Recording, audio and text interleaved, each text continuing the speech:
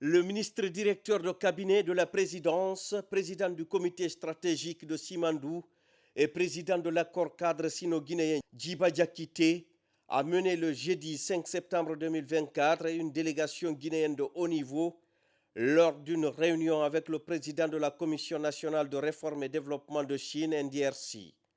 Cette rencontre fait suite au tête-à-tête qu'a eu les deux chefs d'État en marge de FOCAC.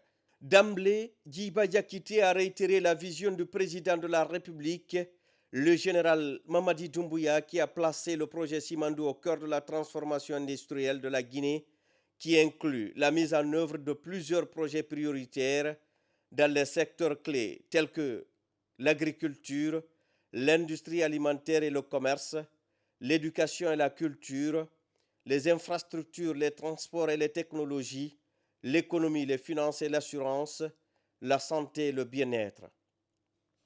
Ces secteurs sont considérés comme les 5 axes prioritaires de la vision du programme Simandou 2040 du chef de l'État. Le ministre Djiba Diakité a exprimé ses remerciements au président Xi Jinping au nom du président de la République, le général Mamadi Doumbouya, pour son soutien continu à la Guinée. Il a souligné que ce soutien est crucial pour le programme de développement Simandou 2040 qui vise à transformer la Guinée en un hub industriel international à travers ses 5 axes prioritaires. Parmi les priorités évoquées lors de la réunion figurent la construction de raffineries conformément aux engagements des sociétés partenaires chinoises Chalco, CDM Chine et SPIC, le respect des normes de qualité des infrastructures, notamment les routes, la mise en œuvre des projets identifiés dans la phase 2 de l'accord cadre qui vise à valoriser les ressources minières guinéennes tout en renforçant les capacités infrastructurelles du pays.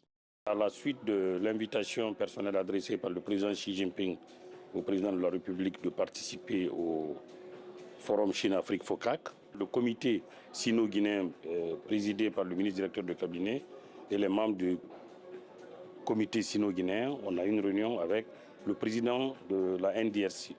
La NDRC, c'est la Commission nationale de réforme et de développement de la Chine, qui est l'institution suprême qui approuve tous les projets d'investissement en Chine et à l'étranger.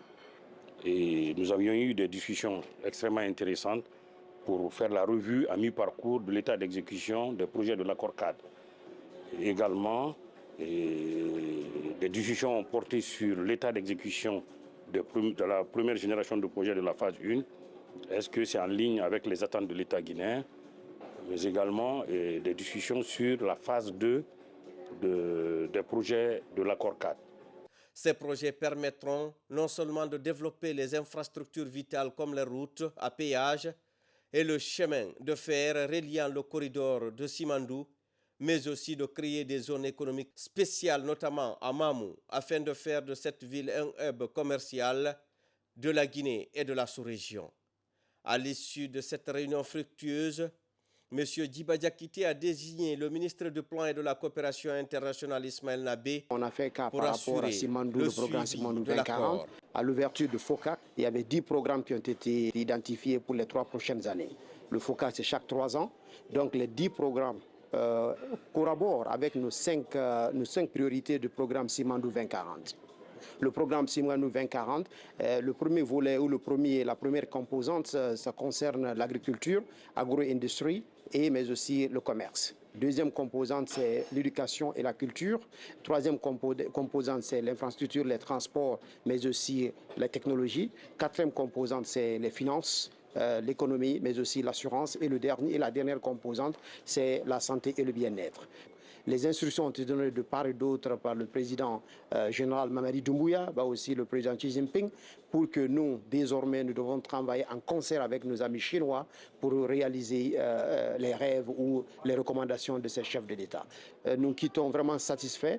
Maintenant, l'exécution, parce que c'est le suivi et l'exécution. Donc ça nous relève de convoquer ou demander à tous nos collègues ministres de se rencontrer, identifier des projets structurants et soumettre ces projets à la NDRC, mais aussi les éléments nouveaux de coopération, et ce qui est extrêmement important aujourd'hui. Du côté chinois, la NDRC a également désigné un point focal pour faciliter la mise en œuvre des décisions prises.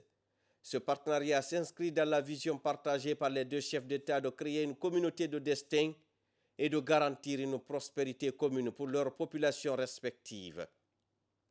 En définitive, cette réunion marque une avancée significative dans la coopération sino-guinéenne et pose les bases d'un futur prometteur pour les deux nations. La mise en œuvre des engagements pris lors de cette rencontre devrait permettre de transformer durablement l'économie guinéenne et d'améliorer le bien-être de sa population conformément à la vision du programme Simandou 2040.